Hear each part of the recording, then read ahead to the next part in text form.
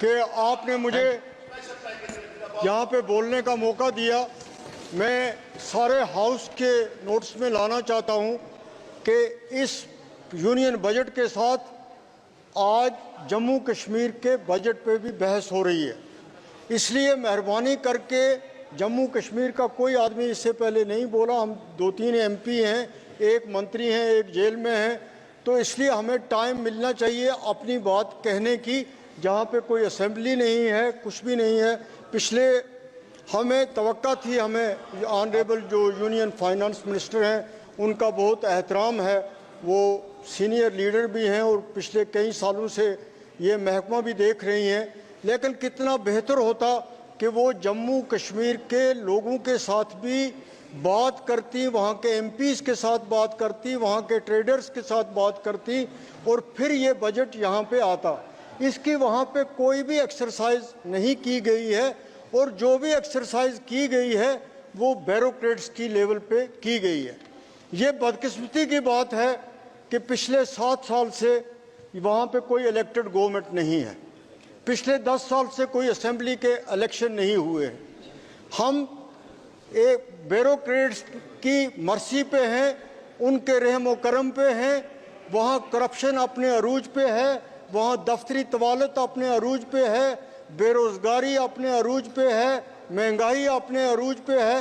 तो ये कितना बेहतर होता कि इन चीज़ों को देखने के लिए इस बजट को यहाँ पेश करने से पहले जम्मू कश्मीर के लोगों को भी, अगर वहाँ के लोगों के साथ भी खुद इसका जायज़ा जो है वो ऑनरेबल फाइनेंस मिनिस्टर लेती तो वो ज़्यादा बेहतर तरीके से इस बजट को समझ सकती। आज इस बजट के बारे में जो यहाँ पे कहा गया कि हम इतना बड़ा पैसा जम्मू कश्मीर को दे रहे हैं, वहाँ असली हकीकत ये है कि कॉन्ट्रैक्टर्स की कई हज़ार करोड़ की बिल्स जो हैं वो पिछले साल की पेंडिंग हैं, उनको अपना पैसा नहीं मिल रहा है, उन्होंने बैंक से लोन लिए हुए हैं और ये सारा पैसा जो इस वक्त कहा जा रहा है कि हम इस बजट में ये जो दिखा रहे हैं, मुझे नहीं लगता कि पुरानी लायबिलिटीज़ जो हैं उनको भी वो कवर करेंगे। वहाँ की हालत ये है कि मुलाजमों को पेंशन नहीं मिल रही है, जीपी फंड का पैसा नहीं मिल रहा है। मैं बड़े वसूख से इस सारे हाउस की नोटिस में ये मामला लाना चाहता हूँ। जो वहाँ की असली हालत है वो यहाँ सबको पता लगनी चाहिए। हम एक बजट पे यहाँ पे उन्होंने पेश तो किया, लेकिन रियलिटी जो है वो मैं आपको ये बताना चाहता हूँ कि वहाँ मुलाजम की हालत ये है, किसान की हालत ये है, बेरोज़गार की हालत ये है। मैं आपको ये बताऊँ कि अनंतनाग डिस्ट्रिक्ट जो है वो जम्मू कश्मीर का सबसे पुराना डिस्ट्रिक्ट है और मैं वहाँ से पार्लियामेंट मेंबर हूँ, अनंतनाग रजौरी कॉन्स्टिट्यूंसी से। वहाँ पे एक मेडिकल कॉलेज तो कायम हुआ है, लेकिन वहाँ वो पिछले 6 साल से काम कर रहा है कि 7 साल से या उससे भी ज़्यादा से, लेकिन वहाँ MRI की फैसिलिटी तक नहीं है। उस इतने बड़े हिस्टोरिक टाउन में कि इस बजट में कुछ भी नहीं दिखाया गया कि वहाँ पे क्रिटिकल स्पॉट्स जो थे उन पे फ्लाईओवर बनाने की ज़रूरत थी। उसके लिए यहाँ पे इस बजट में, जम्मू कश्मीर के बजट में कुछ भी नहीं बताया गया है। उस कस्बे की उस पुराने, सबसे पुराने और मशहूर जो डिस्ट्रिक्ट है उसमें एक बाईपास बनाने की ज़रूरत थी। जो पहलगाम का टूरिस्ट स्पॉट है, जो अमरनाथ की यात्रा जाती है, वो इसी डिस्ट्रिक्ट से होके गुजरती है और इतना यात्री और इतने टूरिस्ट जब जाते हैं तो उस डिस्ट्रिक्ट में घंटों जाम रहता है। उसके लिए भी इस बजट में इतने इम्पोर्टेंट डिस्ट्रिक्ट के लिए कुछ भी नहीं रखा गया। मैं आपकी नोट्स में ये भी लाना चाहता हूँ कि जम्मू कश्मीर में शेर Kashmir institute of medical sciences बहुत अच्छा काम कर रहा था। कश्मीरी डॉक्टर जो हैं वो अपने काम के लिए पूरी दुनिया में मशहूर हैं। जिस लगन और मेहनत से वो काम कर रहे हैं और जिस मेहनत से इस इंस्टीट्यूट को चलाया जा रहा था, अफसोस की बात है, परेशानी की बात है कि जिस तरह हमारी स्टेट ख़त्म की गई, इस तरह उस इंस्टीट्यूट की ऑटोनॉमी भी ख़त्म की गई और आज उसको हेल्थ और मेडिकल एजुकेशन डिपार्टमेंट के अंडर दे दिया गया है। और एक इंस्टीट्यूट जो एक पूरे जम्मू कश्मीर की खिदमत कर रहा था, वहाँ पे पूरे तरीके से काम मुतासर हो रहा है। हज़ारों पोस्टें वैकेंट हैं एक इतने बड़े एरिया में, जम्मू कश्मीर में, जिसको अब आप यूटी कहते हैं, लेकिन हम ये मानने के लिए लफ्ज़ यूटी तैयार नहीं, हम स्टेट की बात करेंगे। वो एक इंस्टीट्यूट जो है उसकी हालत भी ख़राब हो रही है, उसकी ऑटोनॉमी भी ऑनरेबल चेयर ख़त्म कर दी गई है। और इसके साथ साथ जम्मू में आपने एक एम्स बनाया है, आपने उसकी शुरुआत की है, उस फैसले का हम खैर मकदम करते हैं। लेकिन कश्मीर के इंस्टीट्यूट की ऑटोनॉमी ख़त्म करके वहाँ हेल्थ केयर सिस्टम को बहुत ज़्यादा नुकसान किया है। इसके साथ साथ जो हिली डिस्ट्रिक्ट्स हैं, बॉर्डर डिस्ट्रिक्ट्स हैं रजौरी और पुंछ के, वहाँ पे सर इस बजट में उन डिस्ट्रिक्ट्स के लिए कुछ भी नहीं रखा गया है। होना ये चाहिए था कि जो ये बॉर्डर डिस्ट्रिक्ट्स हैं, हिली डिस्ट्रिक्ट्स हैं, इनके लिए PMGSY में, PWD में, जल शक्ति में, इन महकमों में ज़्यादा एलोकेशन की जाती। वहाँ सड़क, वो मेरा पार्लियामेंट्री सेगमेंट है, वहाँ इतनी बुरी हालत है सड़कों की, वहाँ उनको हिस्सा नहीं मिल रहा है। स्टेट की जो एलोकेशन हो रही है वो उस बुनियाद पे नहीं हो रही है जहाँ पे ज़रूरत है। मैं तो ये आपसे कहूँगा कि एक हाउस कमेटी बनाइए, देखिए जो वहाँ पे बीकन के प्रोजेक्ट्स हैं, दोनों बॉर्डर डिस्ट्रिक्ट्स हैं रजौरी और पुंछ के। मैं ऑनरेबल डिफेंस मिनिस्टर से भी मिला, मैंने उनको ये भी कहा कि BRO की कारकर्दगी जो है वहाँ पे ना होने के बराबर है। एक 220 किलोमीटर का स्ट्रेच है जम्मू से पुंछ तक का, उसकी बुरी हालत है। तो मैं ऑनरेबल चेयर में आपसे गुजारिश करना चाहता हूँ कि इसी तरह हमारे वहाँ पे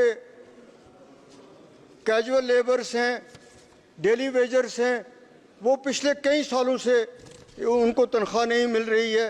एक और बड़ा अहम प्रोजेक्ट है, उस पर कोई पेशरफ्त नहीं हो रही है। एक कुलगाम डिस्ट्रिक्ट से रामबन डिस्ट्रिक्ट के साथ, दमाल हाजीपुरा से मोहर के साथ एक सड़क का प्रोजेक्ट था, वो प्रोजेक्ट पिछली सरकार में शुरू हुआ था, उस पर काम बंद पड़ा हुआ है और बहुत ज़्यादा लोग जो हैं वो उस प्रोजेक्ट की वजह से सफ़र कर रहे हैं।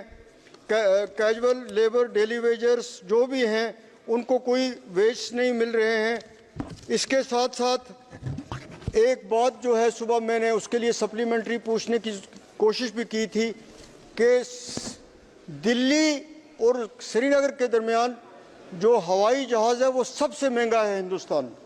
अगर वहाँ टूरिस्ट जा रहा है तो उसका मतलब ये नहीं है कि आम आदमी जो है वो ये बेचारा उसके पेशेंट है। एक मैं मेंबर पार्लियामेंट हूँ, अगर मुझे इतना किराया रोज़ देना पड़ेगा, आप जो मुझे दे रहे हैं वो तो 1 महीने में 2 महीने में ख़त्म हो जाएगा। और कोई भी एयरलाइंस पे कंट्रोल नहीं है, ख़ास तौर पे जो श्रीनगर और ये रूट है इस पे कोई कंट्रोल नहीं है कि यहाँ पे जो मर्जी है जिस एयरलाइंस की जो किराया वो मुकर्रर करे वो करती है, लेकिन वहाँ पे किसी इंसाफ के साथ काम नहीं लिया जा रहा है।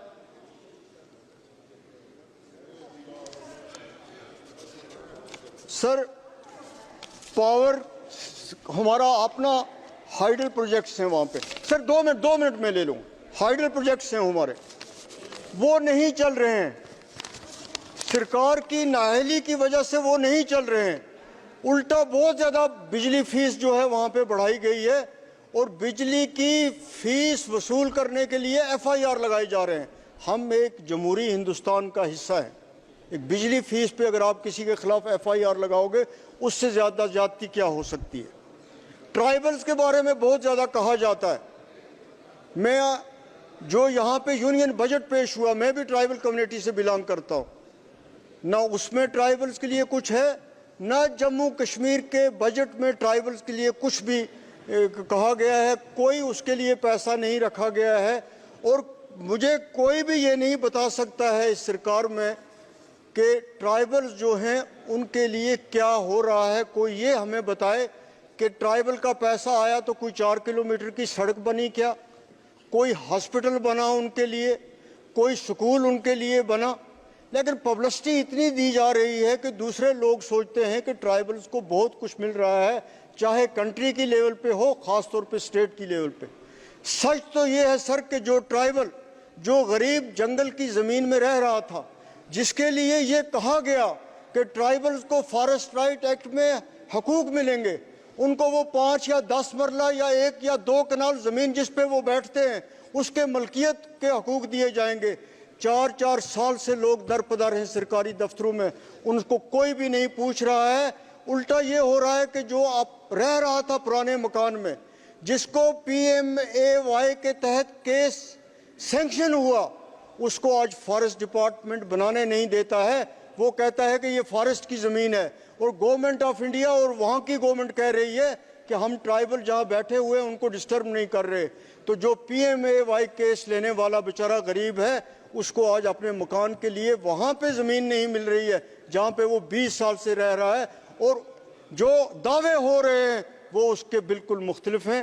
हम ये चाहते हैं कि जम्मू कश्मीर के साथ जो ये नाइंसाफ़ियाँ हैं, सियासी तौर पे हों, ये एडमिनिस्ट्रेशन के लिहाज से हों, फंड्स के लिहाज से हों, डेवलपमेंट के लिहाज से हों, बेरोज़गारी से के हवाले से हों, ये चीज़ें जो हैं ये दूर होनी चाहिए। हमें तवक्का है कि ऑनरेबल फाइनेंस मिनिस्टर जब ये जवाब दें तो ये हमने जो कुछ कहा है, ख़ास तौर पे कॉन्ट्रैक्टर्स हों, बेरोज़गार हों, कैजुअल हों, उनके बारे में जो कुछ कहा है, या बॉर्डर डिस्ट्रिक्ट्स के बारे में कहा है। सबसे अहम बात थी सर, रियासी में रेल पहुंच गई है, कटरा से आगे रियासी है, रियासी से सिर्फ 40 किलोमीटर है रजौरी पुंछ का एरिया, लेकिन इस बजट में रजौरी पुंछ की रेलवे लाइन के मुताबिक कुछ नहीं कहा गया। बहुत बहुत शुक्रिया आपका। प्लीज, श्री किरण रेड्डी जी।